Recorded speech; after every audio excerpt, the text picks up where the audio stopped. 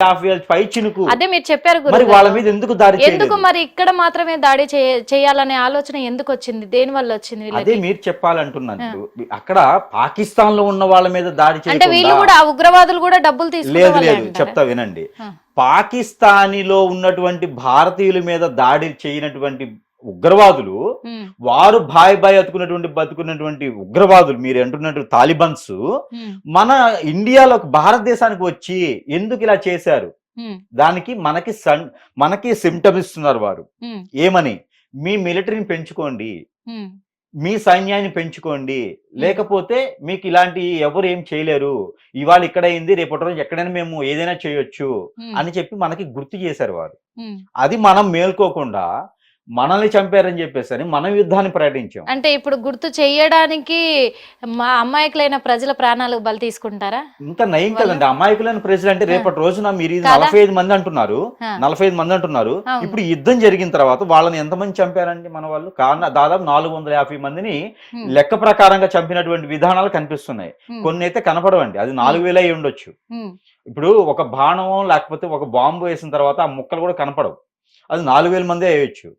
అంతమందిని చంపినటువంటి పాపము ఇది ఎవరి మీద ఉంటుందండి? ఆ తర్వాత హిందూ ధర్మాన్ని పాటించే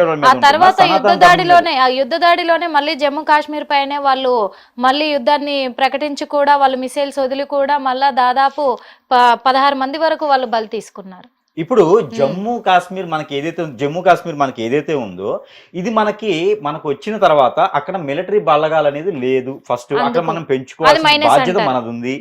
అక్కడ మైనస్ పాయింట్లు మనవి ఉన్నాయి కాబట్టి తప్పులు మన సైడ్ ఉన్నాయి, అవి ఎత్తి తీయట్లేదు. అవి తీయకుండా దాన్ని తప్పిపుచ్చుకునేందుకు ఇక్కడ ఏదైతే అపోజిషన్ పార్టీస్ ఉన్నాయో ఇది ప్రెజర్స్ తీసుకురావడం వల్ల యుద్ధం ఒకటే మాత్రమే కారణము, యుద్ధం ఒకటి మాత్రమే ఆన్సర్ ఉంది, అక్కడ వేరే ఏది చేయడానికి లేదు.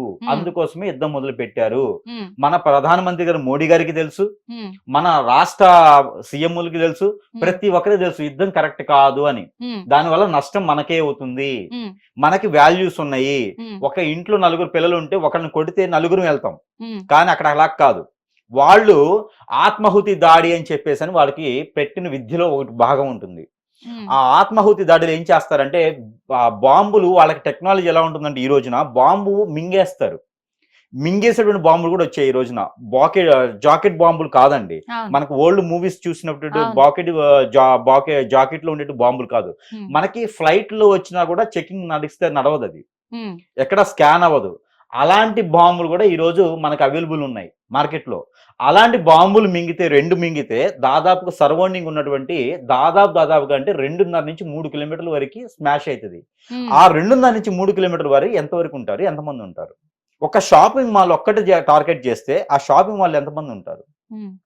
ఒక కొత్త మూవీ రిలీజ్ అయినప్పుడు, ఏదైనా కొత్త మీటింగ్ ఉన్నప్పుడు, లేకపోతే ఉపాసన సభలు లాంటివి పెట్టినప్పుడు, ఉంటాయి కదా శుభవార్త ప్రభలు ఇలాంటివి పెట్టినప్పుడు అక్కడ ఎంతమంది వెళ్తారు? ఏదైనా ఒక స్టేడియంలోకి వెళ్తే ఎంతమంది ఉంటారు? ఇది చెప్పండి నాకు. 45 మంది గురించి మాట్లాడతా. ఇప్పుడు నెక్స్ట్ జరిగే దాని గురించి చెప్పండి. ఇప్పుడు మనమే కదిలించుకున్నట్టే కదా.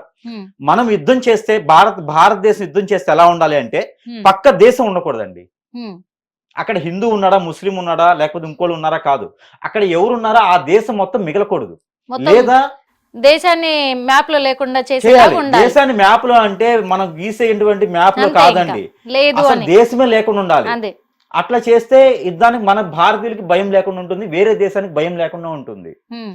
లేదు అంటే అసలు యుద్ధం అనేది చేసిన తర్వాత మొత్తం లేకుండా చేయాలి, లేదా భయం అన్నా కలిగించాలి. ఇలాంటి యుద్ధాలు అనేది కరెక్ట్ కాదండి.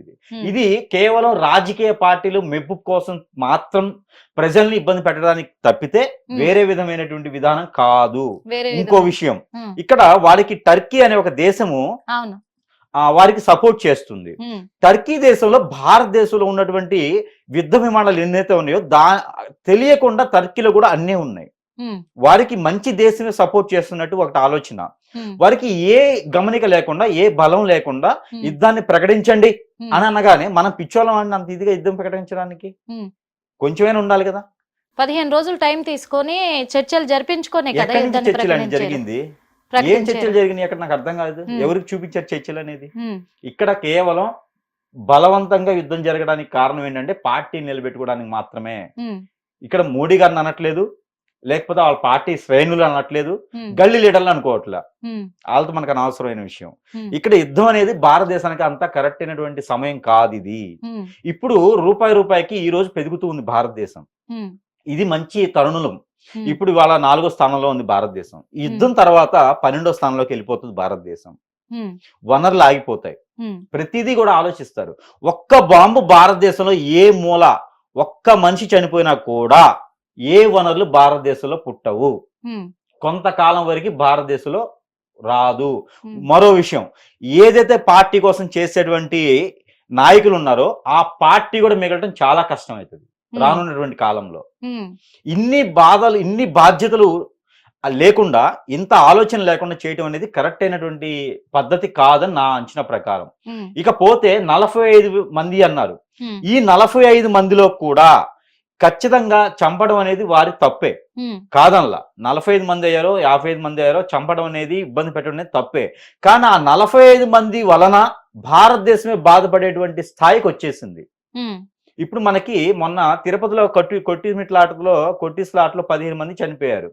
వాళ్ళకి ఎక్స్‌లేస్ గా ఎంతో ఇచ్చినది. అదే టైప్ ఎక్స్‌లేస్ ఇచ్చేసి పాకిస్తాన్కి ఏ రకంగా వార్నింగ్ ఇవ్వాలో వార్నింగ్ ఇచ్చుకుంటూ వచ్చినట్టే ఇబ్బంది లేకుండా జరిగేది. ఈ యుద్ధం అనేది మాత్రం సరైనటువంటి సమయంలో కాకుండా పెట్టడం వలన ఇది ఖచ్చితంగా భారతదేశానికి ఇబ్బంది అవుతుందని నా అంచనా ప్రకారం అయితే మొన్న చూసుకున్నట్లయితే మరి ట్రంప్ ఇద్దరి మధ్య కూడా సామరస్య సమావేశం కూడా జరిపించడానికి యుద్ధాన్ని అయితే ఆపేయడం జరిగింది. ఇక్కడ ఇరు వర్గాలు యుద్ధాన్ని ఆపాలి అని ట్రంప్ మాట ప్రకారమే మోడీ గారు వెనక్కి తగ్గారు, యుద్ధాన్ని ఆపారు. కానీ ఆ మాటను అతిక్రమించి పాకిస్తానీలు మళ్ళీ దాడి జరిపారు. కరెక్టే. ఇప్పుడు అసలు ఈ ట్రంప్ మనకి యుద్ధం మొదలవక ముందు ఎందుకు ఇవ్వలేదు సలహా? మీరు ఆలోచించండి ఒకసారి. అతనికి స్వార్థం ఏంటి? మరి అతను చేసింది ఏంటి? ఇండియన్సే అవసరం లేదు, వేరే దేశస్తులు ఎవరు అవసరం లేదు. అతనికి అందుకు కూల్ వార్ పెట్టుకుని ప్రకటించుకున్నాడు. రేపటి రోజున మనం ఏదైతే అనుకుంటున్నామో ఆ అమెరికా భారతదేశం మీదకి యుద్ధానికి రాదు అని ఏమైనా రాసిచ్చారా? ట్రంపే యుద్ధానికి దిగడం ఏంటి? అలాంటి ట్రంపే పాకిస్తాన్ సపోర్ట్ చేయడం ఏంటి? ఇప్పుడు భారతదేశము వేరే దేశం మీద ఆధారపడకూడదండి. మనకంటూ కొన్ని వనరులు ఉన్నాయి, మనకంటూ ఒక సృష్టి ఉంది, మనకంటూ అన్ని రకాలు ఉన్నప్పుడు మనం వేరే వాళ్ళ మాటలు వినేటువంటి స్థాయి ఏంటి? అసలు అవసరం ఏంటి? అంటే ఆయన చెప్పేగానే యుద్ధం ఆపేస్తారా అండి? ఇప్పుడు వాళ్ళు కదిలించి ఊరుకున్నాము, వాళ్ళు ఊరుకుంటారా? పుల్లలు పెట్టి గెలికేశాం కదా, ఇప్పుడు వాళ్ళు ఊరుకుంటారా? చేస్తే మొత్తం చేసేసి వదిలేయాలి కదా, లేకుంటే అసలు కదిలికూడదు కదా. ట్రంప్ చెప్పారని చెప్పి యుద్ధం ఆపేస్తారు. రేపటి రోజు ఇంకొక దేశస్తుడు చెప్తాడు, అప్పుడు మళ్ళీ మొదలు పెట్టేస్తారా? ఇది ఎక్కడ న్యాయం అండి? దీనివల్ల బలేది ఎవరు? సాదా సీదా సామాన్ మ్యాన్. ఇప్పుడు మోడీ గారికని కాదు, ఆ స్థాయిలో ఉన్న వాళ్ళకి ఏం కాదు. దానివల్ల ఇబ్బంది పడేది ఎవరు? మనమే కదా. మిలిటరీలో ఉండేది కూడా మనుషులే కదా. వారు ఇబ్బంది పడతారు, వీరు ఇబ్బంది పడతారు, అన్ని రకాల ఇబ్బంది పడతారు కదా. ఇది కరెక్ట్ కాదండి. మనకి ఒక దేశానికి పాలించేటువంటి రాజు మరో దేశస్తుడికి మనం బలవపడటం ఏంటి? ఒకటి, వేరే దేశస్తుడి యొక్క మాటలు మనం విని యుద్ధం ఆపడం ఏంటి? అక్కడ భయమా? అంటే వేరే దేశం నుంచి కూడా మనకు సహాయ సహకారాలు ఉన్నాయి కదా. ఆ దేశస్తుడు మన మీద యుద్ధంకి వస్తే ఎవడు సపోర్ట్ చేస్తాడు? పాకిస్తాన్ చేస్తప్పుడు, లేదా ఆఫ్ఘనిస్తాన్ చేస్తుందా, దుబాయ్ చేస్తుందా? ఇప్పుడు ఇంకో దేశం నుంచి సహాయం అందకపోతే ఒక దేశం నుంచి ఒక దేశానికి ఖచ్చితంగా సహాయం తీసుకుంటూ ఉన్నారు కదా. ఇప్పుడు ఒక దేశం మనకు సహాయం అందిస్తున్నప్పుడు ఆ దేశం చెప్పిన మాట కూడా మనం వినాలి కదా, కొన్నిటికి కట్టుబడి ఉండాలి అనేది ఉంటది కదా. ఇక్కడ మేజర్ ఏం లేదండి. ఇప్పుడు మోడీ గారికి ట్రంప్ చెప్పారా, అమెరికా దేశస్తులు చెప్పారా, లేకపోతే వేరే దేశస్తులు చెప్పారా? కాదు. యుద్ధం ప్రకటించినప్పుడు పాకిస్తాన్ ఒకటే ఉంది, ఏదో చేద్దామని చెప్పి యుద్ధం స్టార్ట్ చేశాం. యుద్ధం స్టార్ట్ చేస్తే మంచి తరుణం కాదు కాబట్టి యుద్ధం స్టార్ట్ చేశారు, ఏదో తెలియచేయాలని చేశారు. పాకిస్తాన్కి యుద్ధం మొదలైన తర్వాత టర్కీ దేశం వారికి సపోర్ట్ వచ్చింది. టర్కీ దేశం వారికి సపోర్ట్ ఉంది అని వారికి ముందుగా తెలుసు కాబట్టే యుద్ధం చేసుకోండి అని ప్రకటించారు. ఇక్కడ మనం గమనించకపోవడానికి కారణం ఇది. హిట్ టీవీ యాప్, ఇందులో short news, live news, entertainment shows, movies, digital magazines తో పాటు మీ జిల్లా వార్తలను కూడా ఫ్రీగా చూడొచ్చు. అంతేకాదు కేజీ నుంచి పీజీ వరకు విద్యార్థులకు స్కాలర్షిప్ కూడా అందిస్తున్నాం.